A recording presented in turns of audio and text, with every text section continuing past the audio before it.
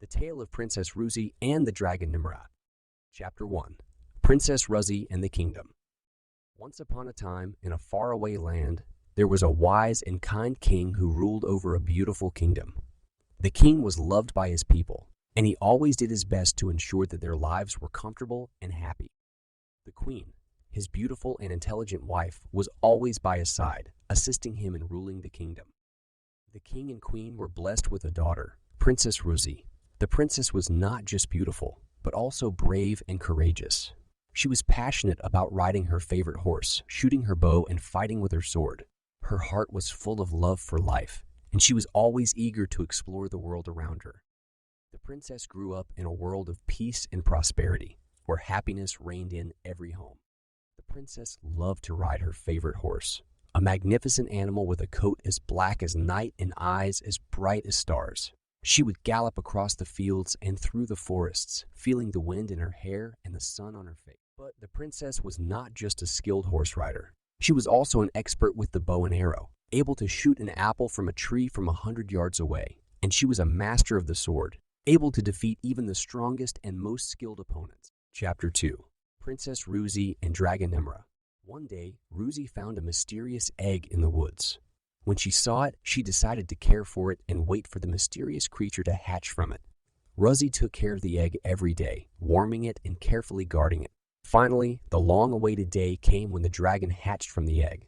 Ruzzi was frightened, but quickly realized that the dragon was her friend. She named it Nemra, and they became best friends. Since then, Ruzzi and Nemra have spent a lot of time together.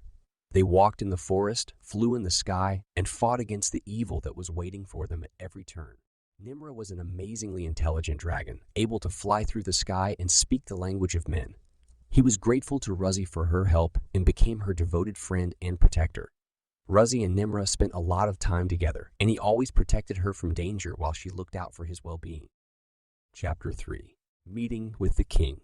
When news of the bond between Princess Ruzzi and Nemra reached the ears of the king and queen, they grew concerned and requested a meeting with the dragon to assess the situation. Nemra, being the intelligent and friendly creature he was, agreed to the meeting and accompanied Ruzzi to the palace.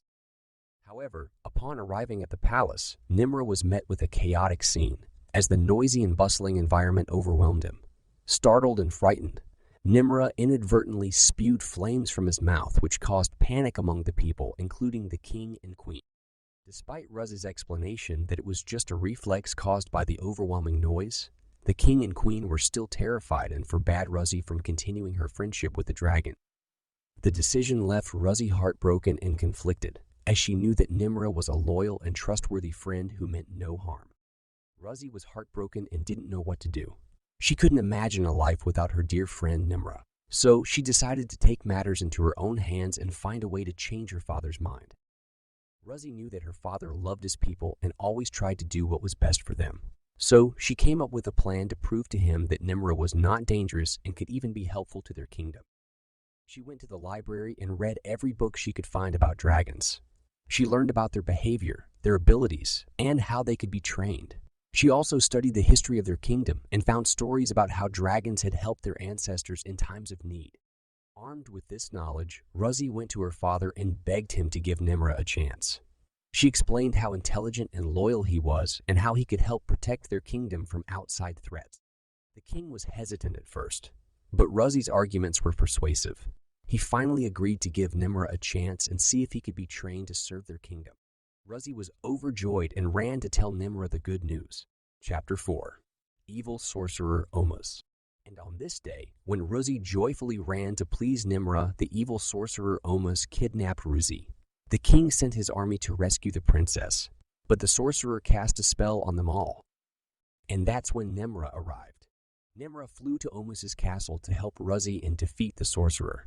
When he saw the enchanted soldiers, he realized that he needed to use his dragon powers to break the spell. He breathed out fire, but the spell was too strong and he couldn't do it alone.